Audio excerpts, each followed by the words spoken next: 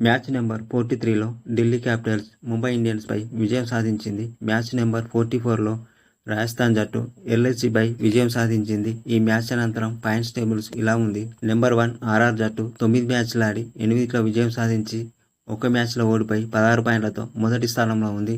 Number 2 KKR జట్టు 8 మ్యాచ్లు ఆడి 5లో విజయం సాధించి 3లో ఓడిపోయి 10 పాయింట్లతో రెండో స్థానంలో ఉంది. నెంబర్ 3 ఎస్ఆర్హెచ్ 8 మ్యాచ్లు ఆడి 5లో విజయం సాధించి 3లో ఓటమి పాలై 10 పాయింట్లతో మూడో స్థానంలో ఉంది. నెంబర్ 4 ఎల్ఎస్జీ 9 మ్యాచ్లు ఆడి 5లో విజయం సాధించి 4లో ఓటమి పాలై 10 పాయింట్లతో నాలుగో స్థానంలో ఉంది.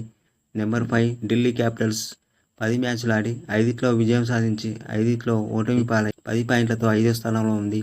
నెంబర్ 6 సిఎస్కే 8 మ్యాచ్లు ఆడి 4లో విజయం సాధించి 4లో ఓటమి పాలై 8 పాయింట్లతో ఆరో స్థానంలో ఉంది. నెంబర్ 7 గుజరాత్ టైటాన్స్ 9 మ్యాచ్లు ఆడి 4లో విజయం సాధించి 5లో ఓటమి పాలై 8 పాయింట్లతో ఏడో స్థానంలో ఉంది.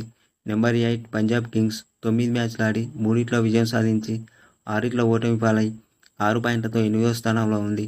నెంబర్ 9 ముంబై ఇండియన్స్ 9 మ్యాచ్లు ఆడి 3లో విజయం సాధించి 6లో ఓటమి పాలై 6 పాయింట్లతో తొమ్మిదో స్థానంలో ఉంది.